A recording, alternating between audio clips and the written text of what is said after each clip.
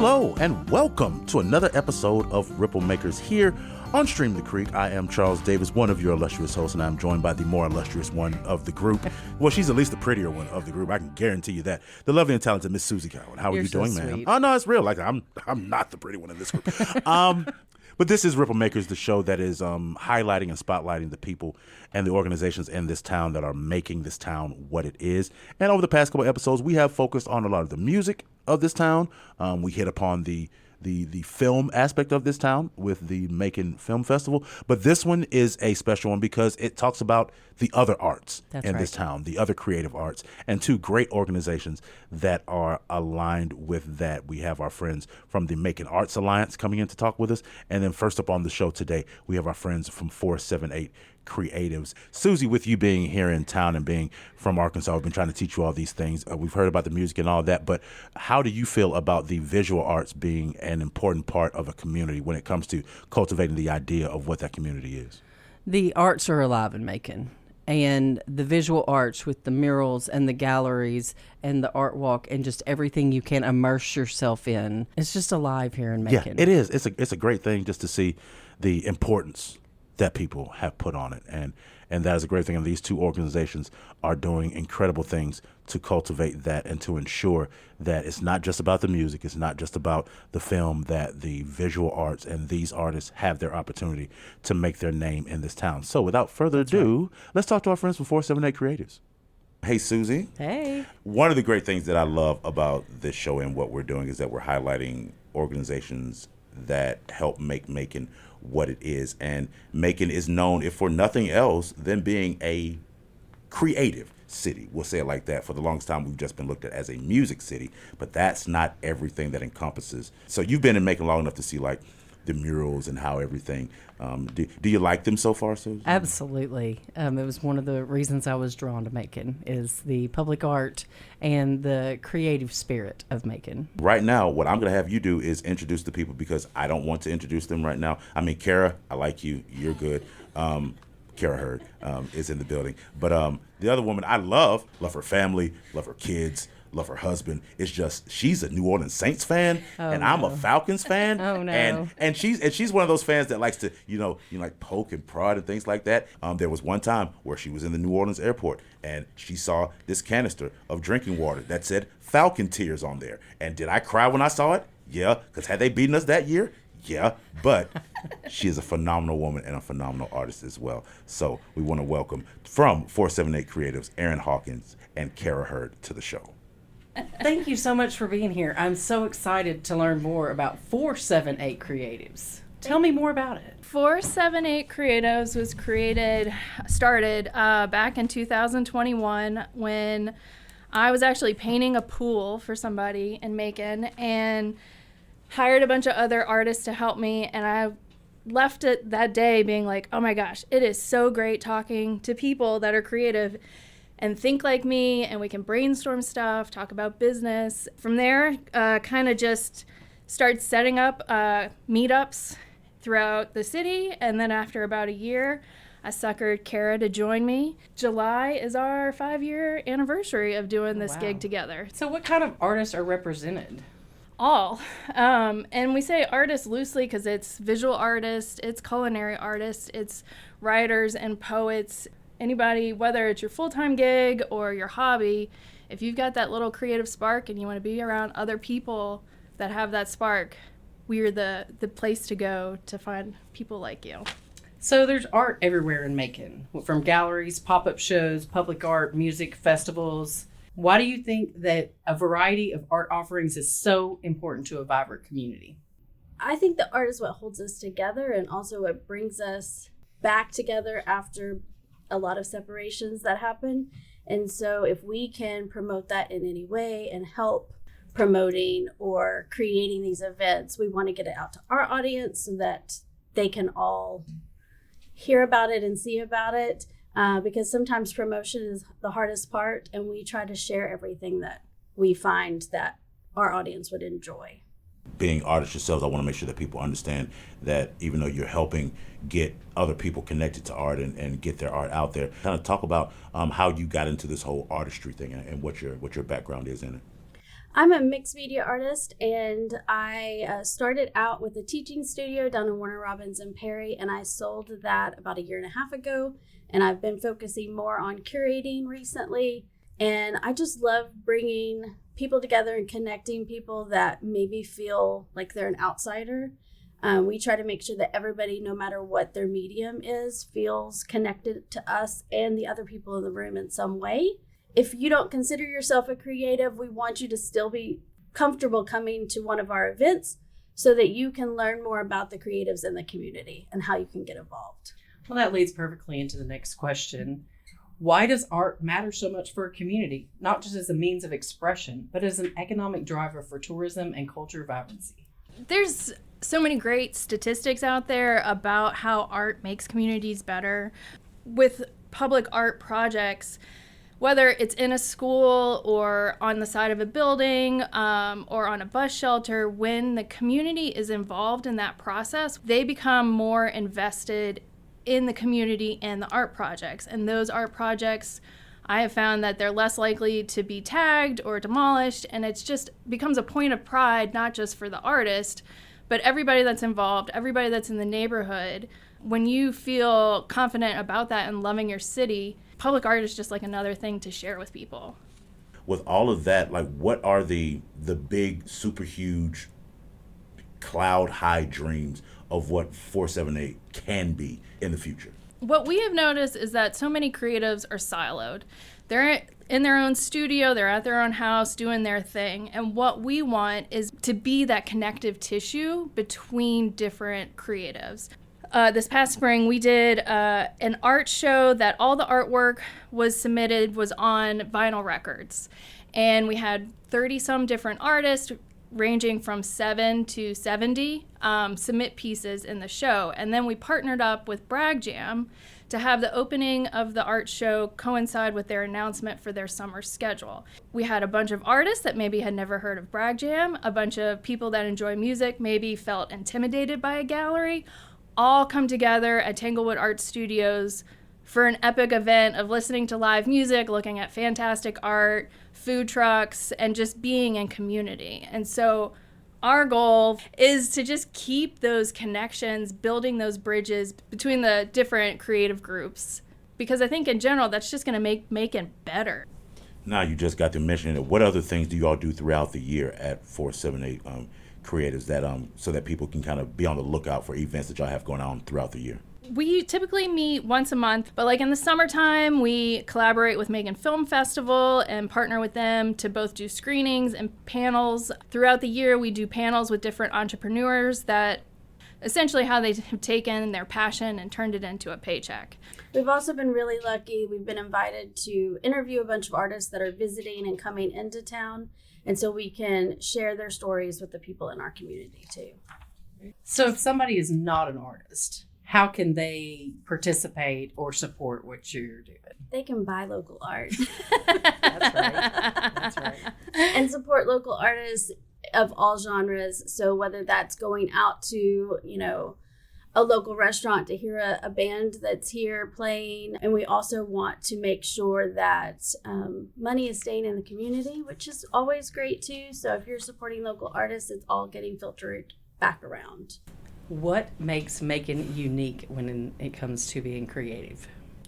So I'm going to toot our own horn on this. I think Kara and I and the work that we're doing with 478 Creatives is stand out from a bunch of different cities that we've explored in the sense that we were artist run, and so we know what other creatives are looking for, and we understand the struggles and the thought process for them. And so I think we can better amplify their voices. It's been so important for us to connect with each other and run business ideas through with each other as well as creative ideas. And so we know from personal experience having other people to share this crazy journey it is being a creative and how to succeed at it and to be supportive with one another. With your work with 478 Creatives, have you learned something about yourself as an artist that you did not realize until you started doing this work? I think the biggest thing I've learned is I went to school for graphic design. I have a Bachelor of Fine Arts, and it was a great program, but at no time was I taught business life. And I think that's such a big hole that a lot of creatives don't have, and that perpetuates the starving artist mentality. 478 Creatives has taught me to be in the room, to be at the table having these conversations and take the ownership of my business, my art, and all of that, and to be more successful at it. We're very good about reminding each other and cheering on each other too, which is very important when you're in this work, because it's very personal to put a piece out there. And so, and not sure how it's going to be received. And so it's good to have a little reminder that, you know, we're all in this together, and what we're doing is important. As part of the show, we have asked 478 Creatives to bring in a song. You brought in two because, as Erin said, it's the yin and the yang. We're going to mention the two, probably only play one of them. I would say, just for my own Falcons love, we don't play the one that the Saint actually liked. So, Kara, first, let's start off with you. What song did you bring in? I brought Crowded Table by the Highwaywomen, because it's about having a place at the table for everybody to feel comfortable and safe and want to commune together. Yeah. And Miss Erin, what song did you bring to the table?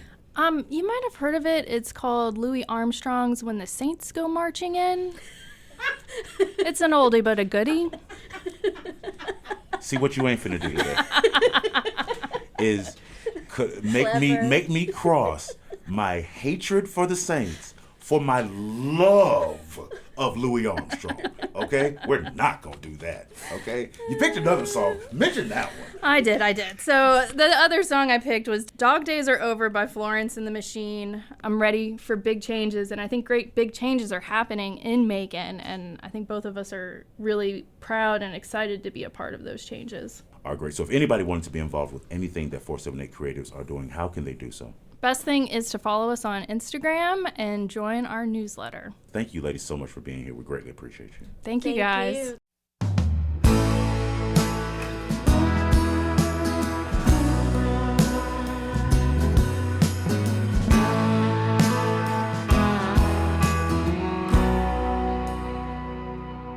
You can hold my hand when you need to let go. I can be a mountain when you're feeling valley low. All right, welcome back to Ripple Makers. Charles Davis, Susie Cowan. How far into it are you with fine art, ma'am? Do you have like a Van Gogh in your house somewhere? Monet, actually, but Okay, all right, expensive. I feel you. I do actually. I'm more of a street art kind of girl. I'm here for that. The street art around Macon is just whoa. It is. There's some very great installations in this town, but like I said, we are known for more than just the music in this town, and one of the great organizations that helps preserve and keep that art history alive in this town and current is the Macon Arts Alliance, and we are joined by its executive director, Miss Julie Wilkerson. Good afternoon, Miss Julie. How are you? I'm doing great. How are y'all? You know what? Very, very good. Well, we are so glad to have you in the building to talk about Macon Arts Alliance. And since Susie is new here, we want to make sure that she knows all the things about you. So, Susie, I back off. You take over.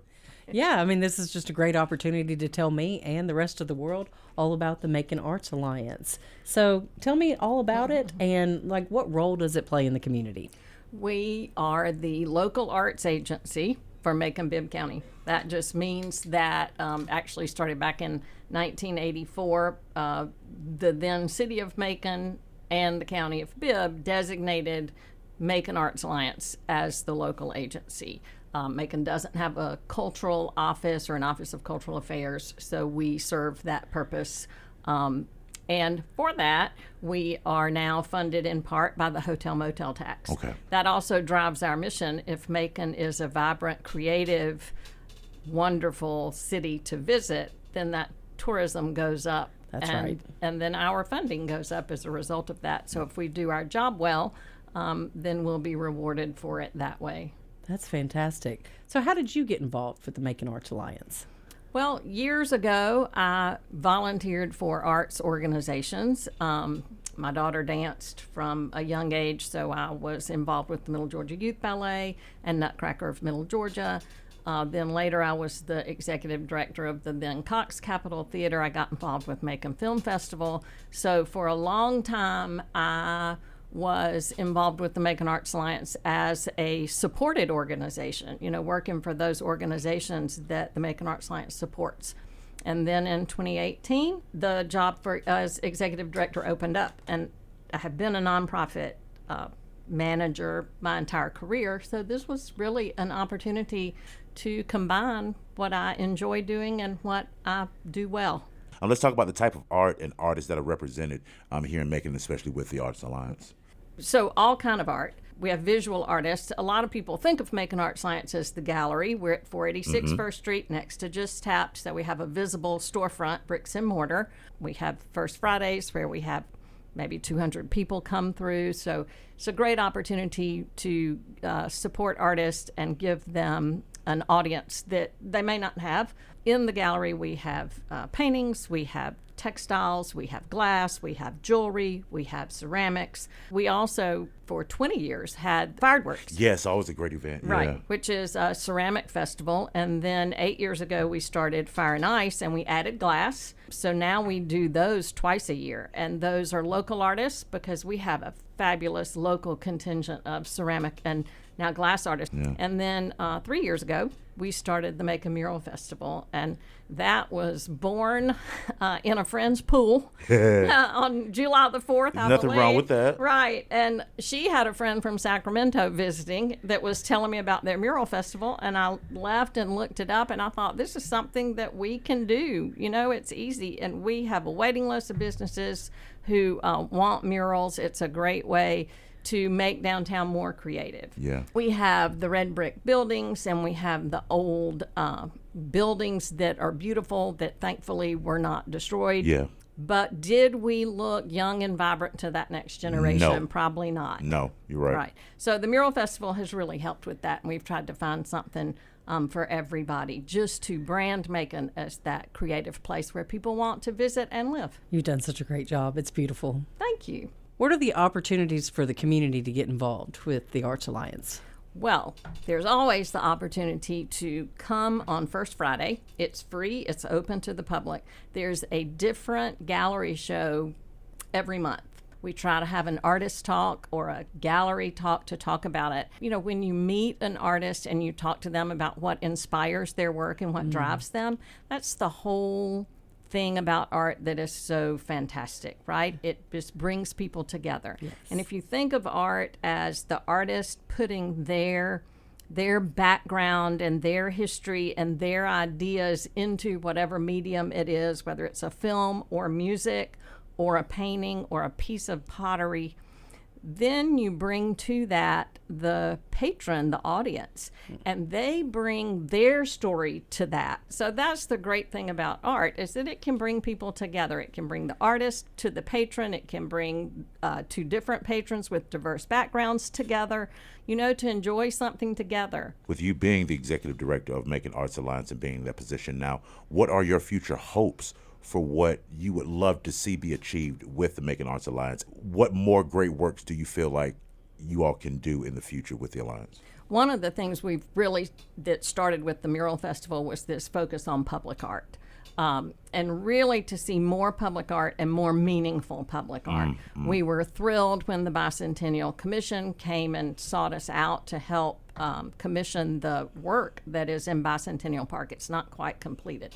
But those are the kinds of public art pieces that inspire people, that make people think, but they also tell our story. If you look at the mural on the H&H, which we did not do, that was a moon hanger project, it clearly tells the story of that building and that area in such a great quality way, so much a better way than a plaque or a website or something could, right? So everybody can see it. My vision is really that Macon Arts Alliance is helping that happen, whether we're doing it or someone else is doing it. How are we facilitating the vibrancy and the creativity and the telling of our story? Yeah. So if there's anybody that's listening to this, whether they're an artist or a non-artist that would love to become involved with everything that you all are doing over at the Macon Arts Alliance, how can they go about doing that, Julie? They can give us a call, 478-743-6940. They can check out our website, check out events like Fired Works and Fire and Ice. And we do have volunteer opportunities during the Mural Festival. We have some volunteer opportunities during Fired Works and Fire and Ice, but also just supporting local art. That's how you can support us, is by going to Macon 365, seeing what's going on, attending those events, and volunteering for other arts organizations as well. You know, we're the umbrella. So when somebody calls us and says, you know, I'd love to volunteer, if we don't have an opportunity, there are arts organizations out there who live on volunteers and want opportunities. So just being involved, and if someone is an artist, they can get involved with the Artist Network 478 Creatives, which we support. And that's a great way to meet fellow artists, to get hooked into the community, and to really find your path for here in Macon. Yeah, no, that's an absolutely beautiful thing for everything that you all do. Well, here on Ripple Makers, we like to talk about the organizations and play a little music that coincides with it as well. So what song did you bring in today, Miss Julie? I brought Friendship Train by Gladys Knight and the Pips. I'm here for Gladys. And then why that song? Friendship Train is so relevant today. You know, it was written during the Civil Rights Movement, but it was about how the nation was not getting along.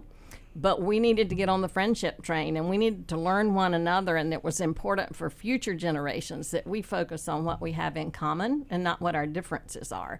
And I really feel like that's what art can do for our community and for the world. I love that. I love that so much. Well, Julie Wilkerson, Executive Director of Macon Arts Alliance, thank you so much for being here, and we'll talk to you next time.